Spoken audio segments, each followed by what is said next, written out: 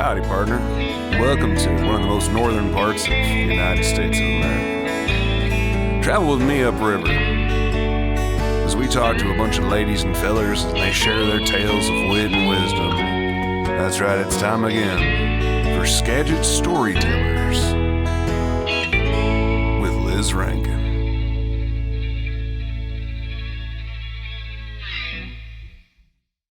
Such a sweet guy and just unbelievably talented. I have had that experience from him. Really? Yes. And I cried the same. Was it at a show or? No. Well, he came and did a private show at my house as a graduation gift that I got after I finished my MBA. And so he came and it was 4 of us in my living room and then him playing. Just 4 of you? Yes. It was like it was a graduation gift for me. And so he came to my living room and he's started the whole evening with this song about me and like saying that I'm magic and I worked so hard and everybody sees how hard I worked and I deserve everything I got. And I'm like, I know that feeling of being sung to by him. And was that the first time you met him? No, it was that was after I had met him and saw him a few times. But okay. The first time I ever met him and saw him play, I asked him if he could play any Jewel songs because Jewel is my favorite. And he said no. And I was like, well, you better learn some for me. But then he did. Mm-hmm. And when he came and did my show at my house, he sang Jewel to me. And it was, what song? My favorite Jewel song is Life Uncommon. Okay. And that's one of the ones he learned. I didn't even tell him. He just happened to learn that one. Right. That's awesome. Mm-hmm. Yeah. Yeah, I feel like we could just talk about him the whole time. I think so. I would like so. Yeah. Because he was the one, because I always like to start off podcasts with talking about how we met. So we met at Eagle Haven. Yes. And I went there. Yeah, so he was playing, I think it might have been, gosh, was it the first? I think it was the first time I saw him. No, it was a Mother's Day. No, it was one of those vendor days, the markets. Mm-hmm. Yeah, the market. So, because the first time I ever met him, when he came over, he was playing Eagle Haven, and I wasn't going to go to the show. And then he made up a song. He sang about my trumpet was sitting there. I have this wall that people sign, and then my daughter's pickle book. And he just wrote a song on the spot. And it was, we sing it all the time. It's so good. And I said, can I hear it? Yeah, I'll play it for you later. Okay. I said, wait, this is what you do during your show? And he goes, yeah. I said, well, I'm going to change and go. I was in my pajamas. I'm like, let's go. So after we were done, we all went, and it was so much fun. So we were talking about TikTok and how we're too old for TikTok and we hate it. And there's no way we're ever going to join TikTok. And then he's like, did you hear about Kendra? And I was like, what are you talking about?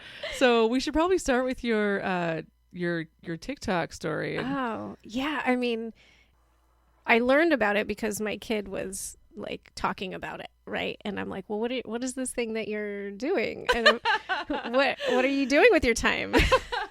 He was on TikTok and trying to tell me a little bit, but not too much, because that's how kids are, right? Yeah. Teenagers. And he was like, yeah, I spent all day making this TikTok. And I'm like, what does that mean? How did you spend all day making a what? And so I went on TikTok initially to be like, what is my kid doing?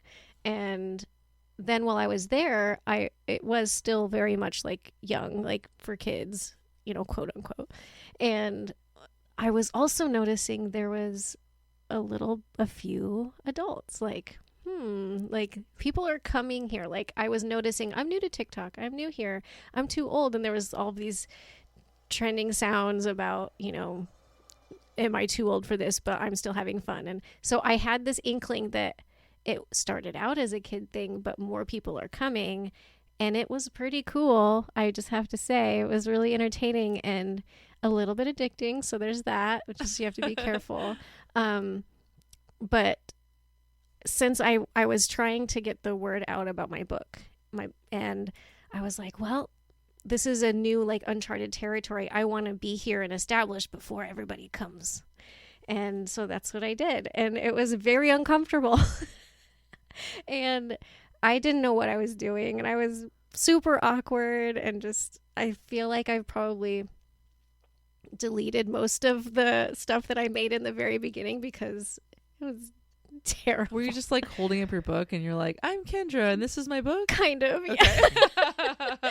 Right. I That's mean, funny. I was trying to learn how to do like the trends that are, how it's the same thing as anywhere else. Like everyone shares the same thing, but on TikTok, it's just you're sharing the sound and putting your own spin on it. So is it different? Is it a lot different than Instagram? Well, not so much anymore. Okay. It's very similar to Instagram Reels. So before Reels, it was very different from Instagram. And then when Instagram started Reels, it's very similar now where like you have the sounds and then sometimes you can just video, like tape yourself and you can put your own voice and whatever. But then sometimes you can do whatever to a sound. And so the sounds trend. And so if your Yes. video has the sound, Yes. then you trend. Yeah, that's the idea. I had no idea. Yeah. And it happens, I feel like, as most things do, it's getting a little, what's that word? Diluted?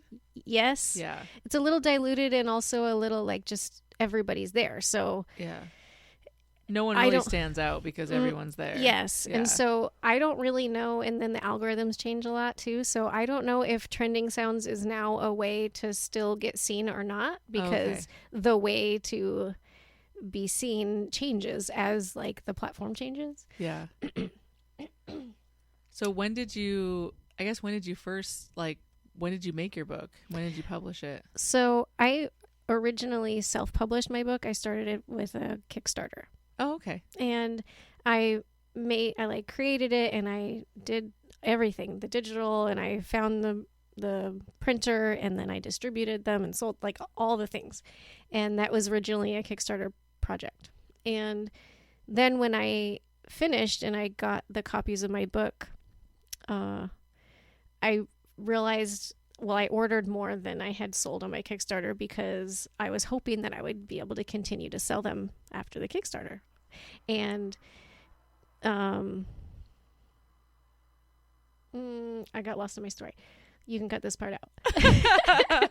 Well, you should open your White Claw. That might help your memory. Oh, is it? Okay. Yeah. So, okay. Well, what year did you first publish your book? The Kickstarter. So, Yeah. that's what it was. Okay, I'm back. I'm back. No, this is the stuff I leave in. This is the fun No, stuff. that's fine. This is how my brain You're not works. going to listen to it anyway, Kendra. You said you hate podcasts. I go, did you listen to any episodes? And you're like, nope. I mean, It's totally fine. what I actually said was, I don't know. I don't listen to podcasts. I want to.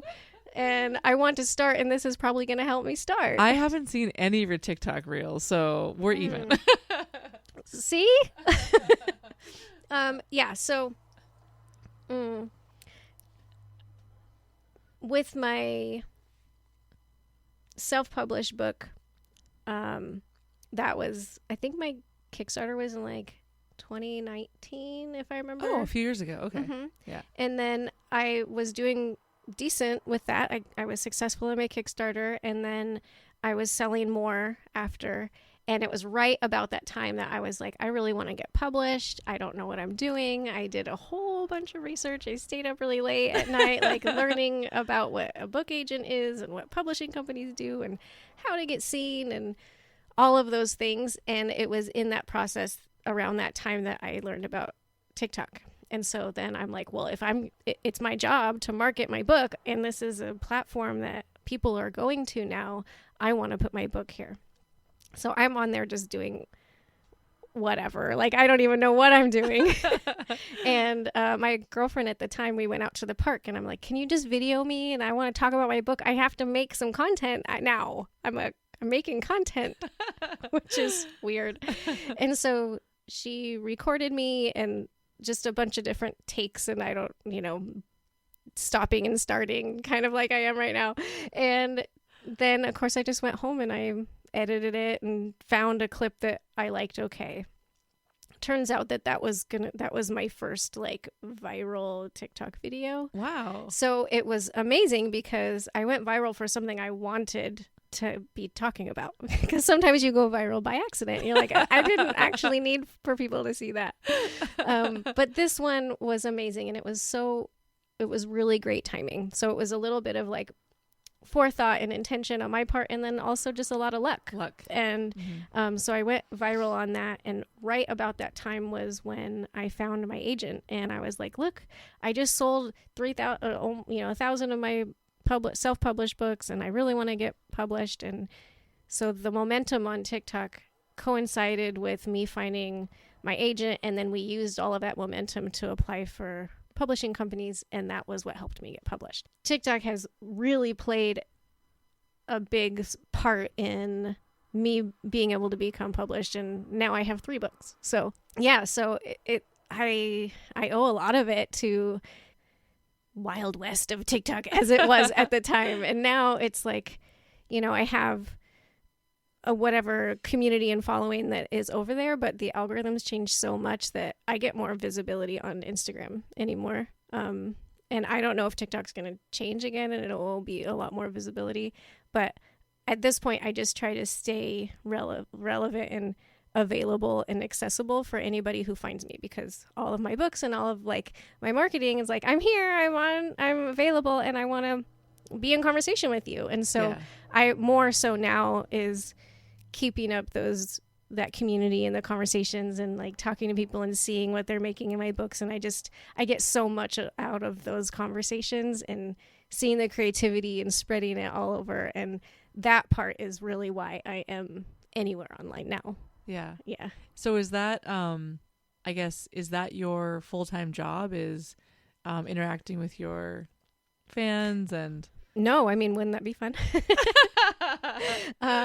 No, I work full-time at Whatcom Community Foundation in Bellingham.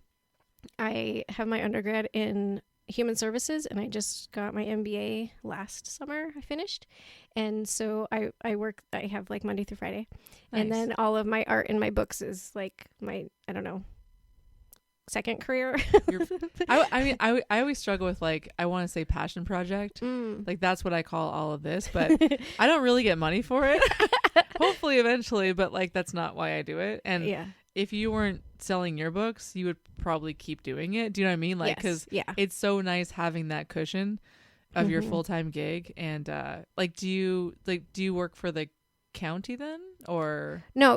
We're a nonprofit. Oh, sorry, nonprofit. Yep. Okay. Yeah, so we're a nonprofit in Bellingham, and we serve all of Whatcom County. So nice. Right. And how long have you worked there for? Just a little bit over a year. Okay. And what is it exactly? What's the nonprofit? Whatcom Community Foundation. So what does that do? So, sorry. Of course, right? It's a little bit hard to explain what we do. We're constantly trying to be like, how do we tell people what a community foundation does? So this is a great question. So we are like a philanthropic hub, I guess. I don't even know if that's... We create relationships with philanthropists, and we help to put resources in the community to work in the community.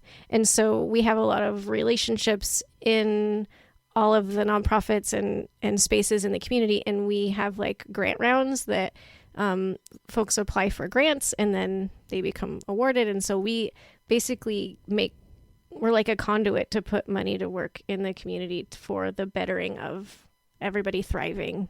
So maybe County. A smaller nonprofit that maybe doesn't have access to a lot of resources, you would help them? Yes. So, so like you hear in nonprofit world, people who are like, oh, we have a grant writer. So a grant writer's job is to like find a grant availability and then apply for them. And Whatcom Community Foundation is one of the spaces that they could go to say, oh, when's your next grant round? And when can we apply? Or so then they would apply for grants through us. Oh, okay. And that's only one part of what we do. Like my job there is running the scholarship program. So folks will come and set up like scholarships, and then every year we have an application round, and then we award a lot of money, like over $100,000 this last year to Whatcom County seniors. And, wow. Yeah, so it's like our mission is so that everybody in Whatcom County will thrive. And so there's a lot of some of the folks that I work with advocacy, and everybody kind of has like a part of the work that we do. So there's a lot of, it's like, they say, I feel like I'm brand new, right? Like I've only been there for a year, and there's so many things that we do that it's so hard to explain. But everyone just says it's like, you know, what are those Swiss Army knives? Oh yeah. Right. So we're like the Swiss Army knife of nonprofits, because really before I started working there was the big floods that happened a couple years ago. Yes. And so the foundation and everybody that worked there stepped up and like helped with the flood relief. And so it was like a lot of the things that they did kind of got dropped, and then they're like a part of like flood relief and helping funnel money to where it needed to go. And right. It's awesome. Right. And so it really is like what's needed in the community, and then we like find ways to help. Yeah. And sometimes it's like maybe we're not the right ones to help, but we can help with relationship building and right. So it's like connection, and I love that. It's just I'm not doing it very much justice, but it's so incredibly inspiring. There are so many different things that we do that helps the community like thrive together. Well, then you think, what could you possibly name that? Like the name makes sense because you have to make it broad and almost vague because there's so much. Yeah. Like you can't just call it Bellingham flood relief because you did that once, you know? Right? Yeah. So have you read any Malcolm Gladwell? No, tell me. He has this book called I think it's called Outliers, or maybe it's Tipping Point, one of his books, and he talks about how there's people who are, I want to say it's salesmen, mavens, or connectors. And I couldn't tell you much about mavens or salesmen, but I mean, salesman's kind of obvious, but he talks about how some people are connectors, and he shares the story of, so I'm Canadian, and I can't ever tell this in like great detail because I wasn't taught it. Also, I didn't pay attention in my own history class, but Paul Revere. Okay. So from what I understand, Paul Revere heard the British were coming. Does that sound right? Okay. So. Can I say I'm Canadian too? Are you really? No. Sure. But I want to say I am because I don't know the stories. Yeah. So basically, Paul Revere went to go get help and let people know the British were coming. And so at the same time, another guy was with him. So like they both went into town.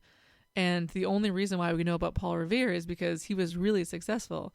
And he was successful because he's a connector and he knew everyone. So it's not that he could knock on doors faster, but the other guy, I don't even know his name, he basically just knocked on every door, and people didn't answer him because either they weren't home, or they didn't know who he was, or they couldn't help. Whereas Paul Revere knew exactly who to go to spread the word faster. Yes. And so that whole like connector piece. So if I don't know like how to do something, I know exactly who to call to find out. And that's, I feel like you just explained Community Foundation way better than I did. I went to school, a grade school in Mount Vernon and around the area. And I went to high school in Cedar Woolley. Yeah. Did you like going to high school in Cedar Woolley? I loved it. Yeah? Yeah. Did you play sports? I was a cheerleader. What? Yeah. Yes, I was. I don't get cheerleading vibes. That's so funny. Is that better? Yes. Okay, so you went to Woolley, and then did you go to college right after that? No, I went to community college for a minute. Oh, Skagit. Yeah. And then I joined the Navy. Oh. So why did you join the Navy? I wanted to get out of here. Because? I just, I knew that there was more to the world that I wanted to learn and see. And I just really wanted to spread my wings, I think. And I didn't want to get stuck. I didn't want to get stuck in my hometown and like never have gone anywhere or learned anything. It was a story I told myself at that age. Yeah. So I just... At like what, 18, 19? Yeah. I just was like, I need to get out of here. And I didn't really know how. And I didn't have a lot of resources. And I guess I'm just curious why the Navy? Like, did you have family members? Well, no, because it was free. Oh, are the other ones not free? Like, I mean, I'm thinking of like the Army or... Oh, got it. Okay. I don't even... What is there? Navy? Army? Navy, Air Force, Marines. We both sound so Canadian. Like, what is there?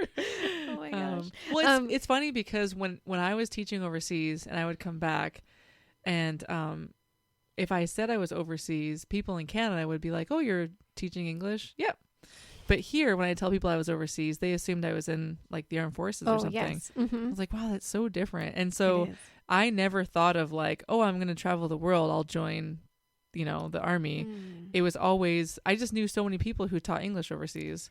If someone had told me that was a thing, I would have done that, because the Navy wasn't a good fit for me. How long did you last? Well, I signed up for 6 years, and I ended up having a medical discharge after 2 years. But I did stay in San Diego, which is where I was stationed for 6 years. And then I moved back up here to Sijuwali. Yeah. Yeah. So, What was what are some positive things that you feel like you got from the Navy? A lot. I did get a lot of positive things. It wasn't a great fit for me, and I moved. Like I got to spend 6 years in San Diego. I also, a goal of mine in my life was to go to college and get degrees. And I was also really afraid of debt. So I worked, and while I was in the Navy, you can get free tuition. Like you don't pay tuition if you're active duty. So I earned my BA or my AA while I was active duty. And then I did get a medical discharge after 2 years. But then I also got school benefits because of my discharge. So when I got out and I moved back up here, I got my bachelor's degree paid for. Yeah. And so I finished school. I mean, it took me a lot longer than everybody else, but I finished school and I didn't have any debt. It was really just fear of not knowing even how I could possibly take on any debt, because I had no idea how I could even manage it. Like it was just, I didn't even want to graduate high school. I cried at graduation because I did not want to grow up. Oh, I was having so much fun. I was like, this is the best life. Like, I love my life. I don't want to be a grown up. I kind of still don't want to be a grown up. But, so yeah, it wasn't from an informed place. It was just fear. And I didn't know. But more kids need that fear. Yeah, I could not. Like, I couldn't do it. You had a calculator and you just looked it up and you're like, this is bad. This is too much for me. And right before I joined the Navy, a friend of mine decided she was going to go volunteer to raise butterflies in Costa Rica. What? And I was like, I want to do that so bad. Like, I want to. So I look into this like volunteer in Costa Rica thing, and I needed money like to go. How was I going to make $7,000 to like get myself to Costa Rica? I couldn't do that. So, and then, so to answer your question, a buddy of mine had joined the Navy. And so he like introduced me to his recruiters, who then. So you joined the Navy so you go to Costa Rica? No. Oh, okay. No, you're like, I'm just going to join the Navy until I make $7,000. And then, No, I let go like, of this the is Costa a Micheal Rican. Dayvid song right here. Like, he needs to write about this. He should do a song based on our podcast. Let's tell him. Okay. Okay. He'll do it. He has to listen to the whole thing, though. Yeah, so I never went to Costa Rica to raise butterflies, but I did join the Navy and I got my school paid for. So Did your friend actually do it? Yeah, oh yeah. How did it go? It wasn't as great for him either. He stayed in a little longer than me, and he ended up having a couple of really rough tours. Oh. And so it didn't help him in the same way that it helped me. The friend who raised butterflies. Oh, that friend. Yeah. I was like, why was it rough? Please tell me. I actually don't know. We can make up a story. They still live down there. Probably. And they're king of the butterflies. I actually don't know for sure if she ever even went. I think it was really just like she told me that she wanted to or was going to or something. And I was like, oh, I can get out of here. And that was like the initiator for me to find a way out. And then I did. That's funny. If you had $7,000, would you have just gone with her? Oh, yeah. Totally. Actually, funny stuff. But I think there was a little bit too. I had a little bit before the Costa Rica thing. I applied. Do you remember back when road rules was a thing? Yes. Like that. Vaguely. That was MTV, right? MTV Road Rules. We had Much Music, but I've heard of Road Rules. Okay, and then there was the other one, the house one. Big Brother? No, it was before. Like it was like one of the first Okay. reality TV shows. It was like, Did you apply to be on the show? I applied to be on Road Rules. There was 28,000 applicants. 12 people were going to go on the show, and guess what number I was? 13. Oh my God. I made it all the way through the whole process. I thought for sure I was going to be on Road Rules. I was so excited. I was about to go jump off every cliff.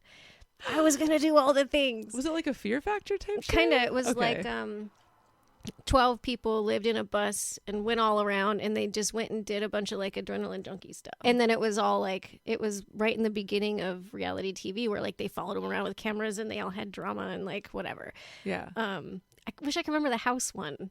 Road Rules, and someone's gonna know. They're listening to this and they're like yelling the name of the show. That's so funny. Yeah, so that was kind of the start of that time where I was like, I want to do something. I need adventure, get out of here. Or Yeah. So you weren't necessarily an adrenaline junkie. You're just like, not, I wouldn't say junkie, but there Okay. wasn't much I wouldn't do. okay. Yeah. So when you were cheerleading, were you the one that was like thrown up in the air? Yes. Really? Yeah, I was. Oh gosh. Do you ever get hurt? I did. What happened? I didn't actually get hurt while I was getting thrown in the air, though. Your heart got broken, I'm sure, a few times. What was his name? Just kidding. No, I hurt myself my senior year by jumping. Of all the things, like I jumped and I landed wrong and I hurt my back. Oh. And it interrupted my senior year of cheer. I was out for a while and then I came back kind of at the end, and it kind of like faded out a little bit. It wasn't like I didn't end on a bang, but I did have a wonderful time. And cheer was a passion of mine, something I wanted to do from when I was little. And so I did it, and I loved everything about cheer. Yeah. I wanted to go to college and be a cheerleader, and I didn't know how to make that happen, and I couldn't go into debt, and I just went and did a different thing. But yeah. yeah. The job that I have at the Community Foundation is a type of work that I've wanted to do for a long time. Just meaningful work, right? So I go to work every day and I love what I'm doing. And then I go home at night and I like do stuff for my art and my books and my, getting the word out there, and like I love what I'm doing for my art too. And like, yeah, I'm doing a lot, but I love my life. I love the things that I'm doing that fill my time. Is there like themes to all of them, or just different kind of art? Yeah. Or okay. So the first one is like the first one. It's just a bunch of different things, and a lot of different types of watercolor. It's all watercolor, but a lot of just like some of them are really obviously bouquets of flowers, and some of them are just nothing. Oh, so it's almost like a suggested bouquet of flowers. Yes. Got it. Right. And then, but also some of them are even looser, where you could make it flowers or you could make it starfish. Oh. And some of them are like just a bunch of squiggly lines, and some of them are splatters. And, it's all unfinished art, basically. Yeah. Which, by the way, is really vulnerable to publish as an artist, a whole bunch of unfinished things. Like, right? Because there's this point when you're making art where it's like, this is so not done. I like published 3 books full of those things. It's very vulnerable. Yeah. But it's also really amazing to see them finished in so many different ways. Yeah. So the first book is just a bunch of examples of what it could be. And my second... Do you have any pages that have like an example of what you could do? Yeah. Okay. So there's the front cover has it's like a how-to. Some lines. The back cover has a little bit of an example, and then there's in each book there's a different how-to page that has like ideas of how you can interact on the pages, and a little note about like different size of pen tips, and really just there are no rules, but here's some pointers type of thing.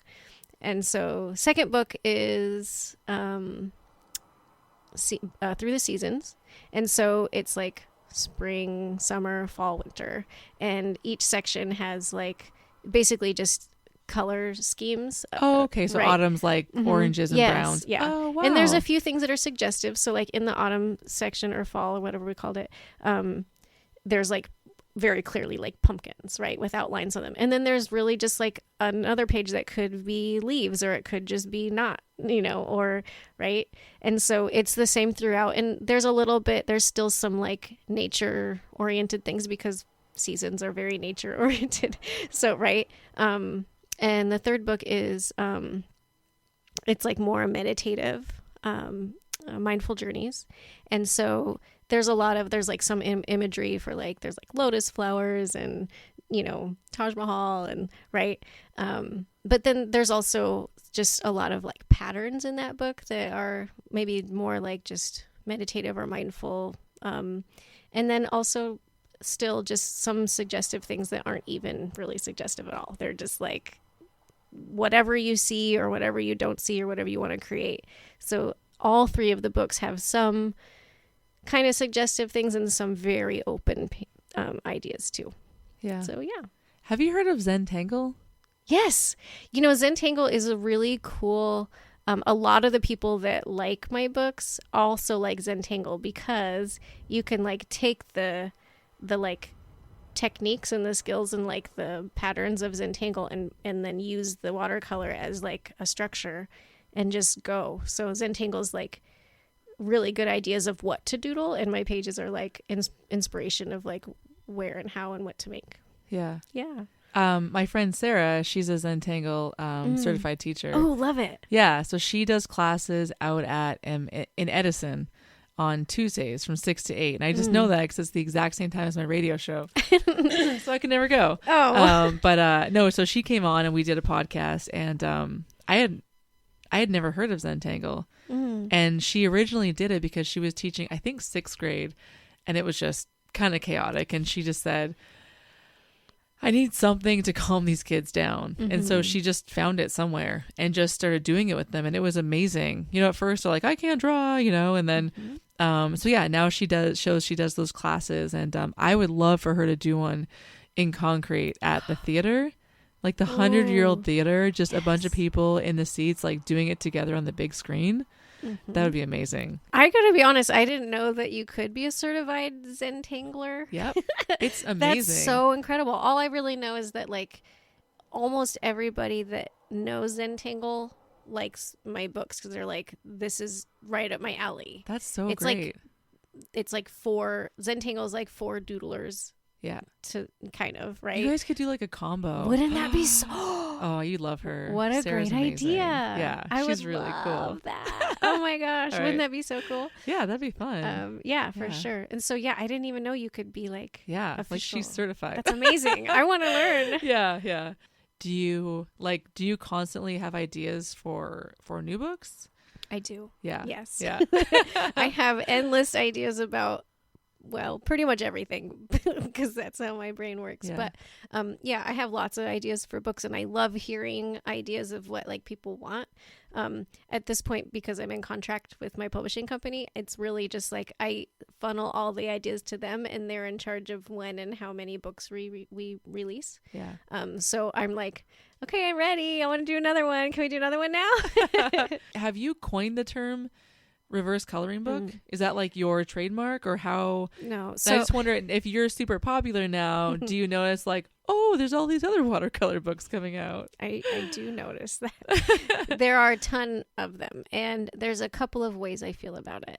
The main way I feel about it is there wasn't a lot of reverse coloring books before I made mine, and now there's a lot, and that's a lot of inspiration and a lot of art and a lot of connection and a lot of mindfulness and a lot of like beauty and creativity that are kind of really super spreading because of what I made. And that is really meaningful to me.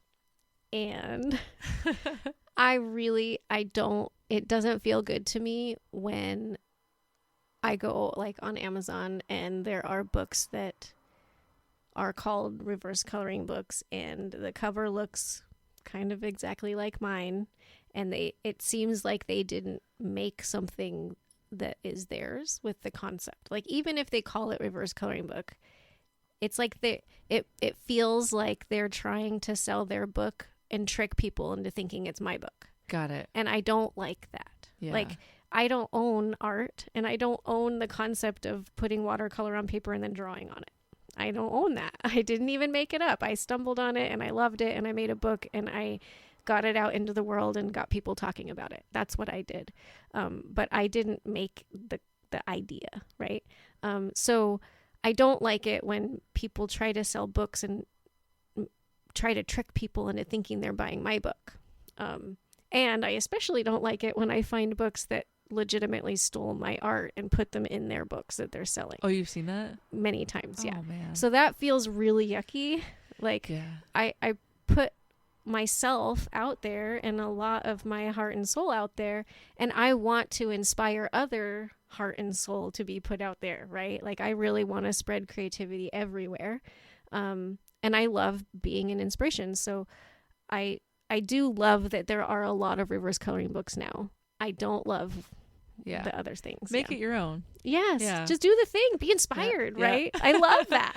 I Yeah. love that. But like, also let's respect each other. You know, have you ever seen the meme or the like funny whatever thing? It goes around every once in a while about like the creative process of making art where it's like, what a great idea. And then this is shit. Yeah. I mean, this is terrible. Yeah. And then, actually this might be kind of cool, and then this is amazing, right? Yeah. Like, it's like this whole there's always this moment, it seems like there's always this moment or this time where it's like, this is absolutely garbage, Yeah. or I'm stuck, or Yeah. you know.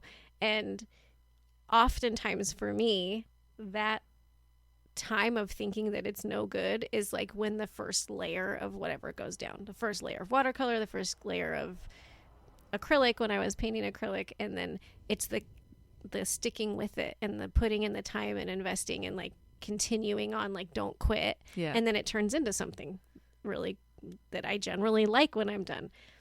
Every page of every book I've made is the first layer. And I just had to stop, like, right? Yeah. So I get it. Like him saying, I don't want to sell it to you. Well, you must also do watercolor that's not in the book that you get to finish.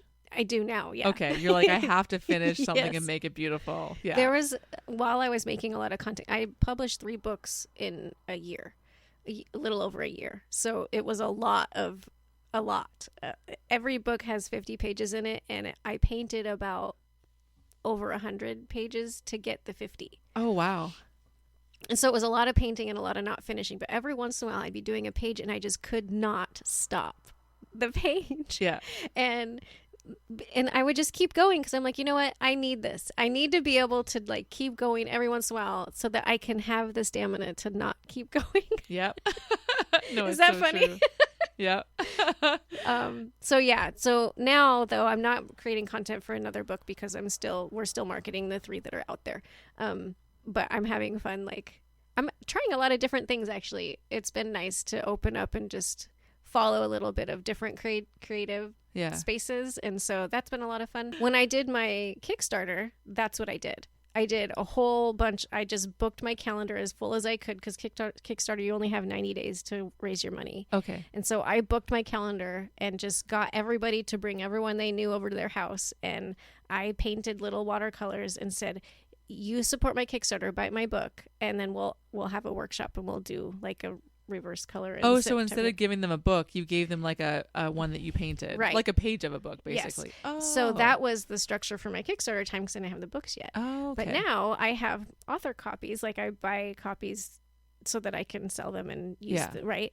And that's definitely something that I've been wanting to pick up and do again, because then really it's like you buy the book and then we'll have that's your fee for the night. Yeah. And then we have reverse color night. So we're Yeah. totally on the same wavelength. It's been in the works for a minute. And I mean, I'm not saying I don't enjoy the paint and sip nights, but like, yeah, I'm sure a bunch of people have had that idea, you know? Yeah. Like we were talking about my friend Lisa's podcast. We were saying how like, you know, those Jackson Pollock paintings where it looks like you just threw paint and people go, that's $1,000. I could do that. Yeah. But did you? Yeah. You know, I love that you said that because the whole thing, I don't own art. I don't own like putting watercolor on paper and then drawing on it. Like that's a silly notion. Yeah. Also, like all I did was just spread the idea.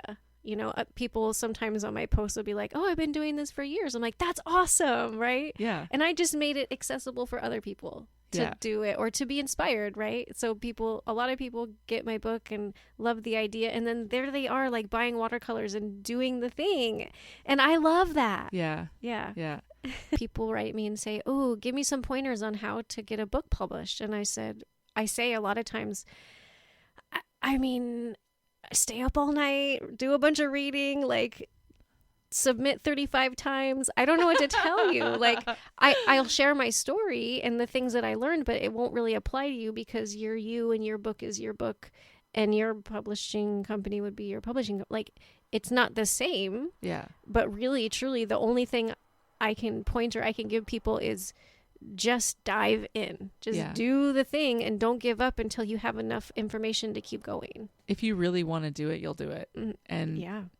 It's not going to be from an answer from you like, oh, Kendra told me this one thing and that's what kept me going for 2 years. Like, no, it's just like your motivation. Something else will keep you going. Yeah. People can find you online and you're open to anything. If people want you to come over. I'll do you and Micheal Dayvid are going to start doing events together. I want to do That's that. what I heard. Yep. That would be so funny.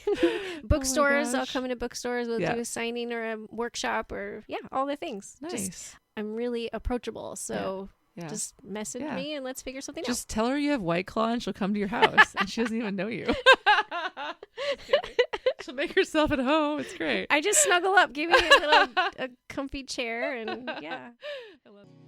Here on Liz's podcast, got the fam, got the farm, got Olive's pickle trilogy.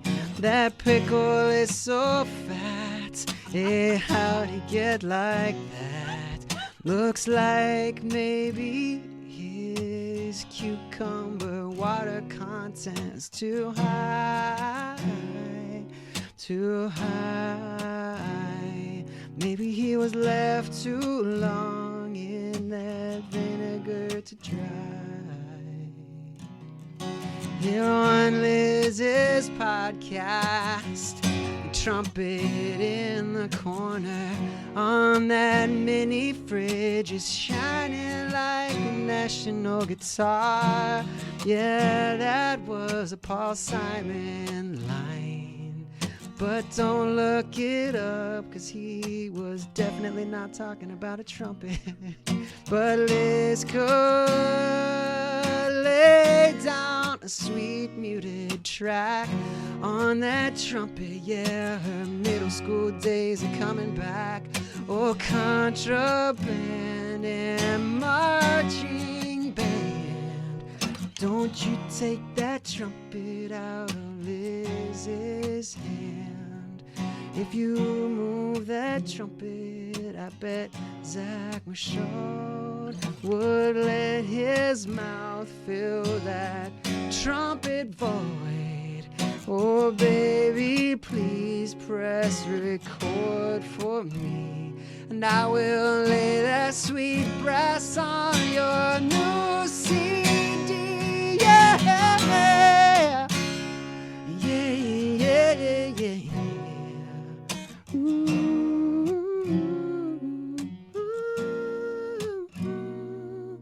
I see you smile, I'm watching you laugh. You think this is funny, what's up with that? I am not one of those comics that you see at the comedy store down in LA, baby. But I will take this dark expo marker, I will leave my name up on your false comedy store wall. Yeah, yeah, your false comedy store wall. It'll say Micheal Dayvid in the corner real small.